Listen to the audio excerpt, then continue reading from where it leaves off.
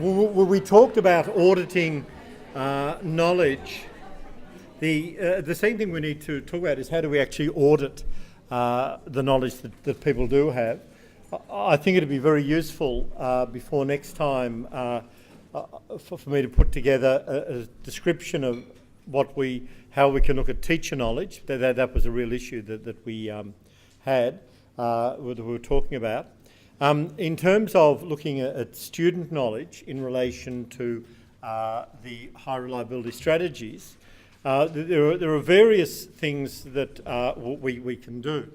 Now, first of all, one of the things I've been trying to work on is developing tasks that will actually assess each high reliability teaching procedure. With the schools that I've been working with in the Bairnsdale network, if a school is going to work on, say, the vocabulary, the meaning-making motor, what I've done is to develop a set of tasks that actually measure explicitly the meaning-making motor. And so it's possible to give that set of tasks to students, say, at the beginning of, say, term 3. So we might give it to the students in late July. And towards the end of the term, they can have it as a set of tasks again towards the end of September. And hopefully we will see some change in the students' ability to work out new word meanings.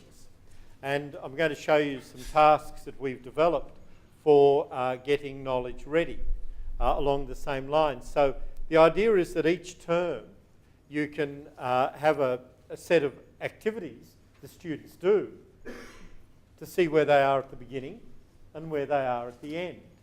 Now, these are not reading comprehension. You'll see, I'll show you the tasks in a sec. They're not reading comprehension tasks. They involve reading, but they're really targeting each of the high reliability strategies. The second type of information is what the students know about using each strategy. And that's really what we've already talked about, having the students say what the strategy will be. And then we could also use looking at the students' improved learning outcomes altogether, and also their improved literacy outcomes. At this point, I just wanted to float some different ways of gathering information about what the students know about each strategy. With the Getting Knowledge Ready task, we've picked out 3 key areas.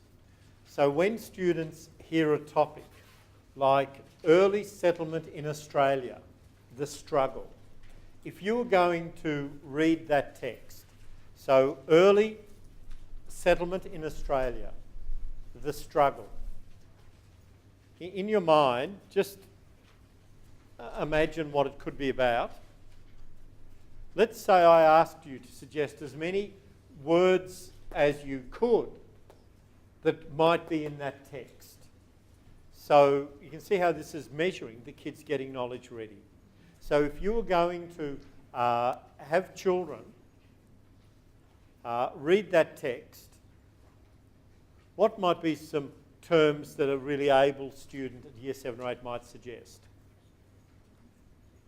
Early settlement in Australia, the struggle. What would be some plausible words? Someone might be? Harshness. Convicts. Aborigines. Flooded. Plotted. Squatters. Okay, squatters. Well, squatters. I mean, you could say things like climate. You could say food. You know, but you can see the sort of things that, this is the sort of task that we're using. The second is to suggest some different types of questions that text might answer.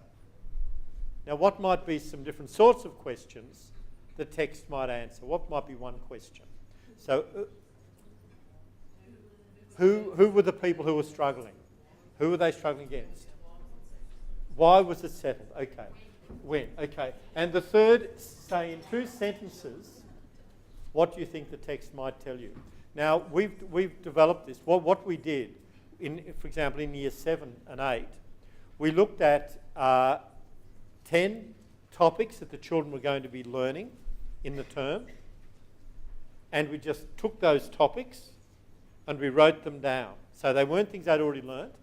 They were topics they were going to be learning over the next 2 terms, and this really gives, can you see how this gives you really useful information about how the students are going to get underway with it. A student who is able to use getting knowledge really well will show it. A student who is poor at it, who still needs to learn it, won't do very well on any of this. You can see how they won't even know how to get started. That's useful information for me as a teacher. How do we go about assessing it? And this is just a totally arbitrary, random way of assessing it, but it's one that we found worked. All this is in your notes.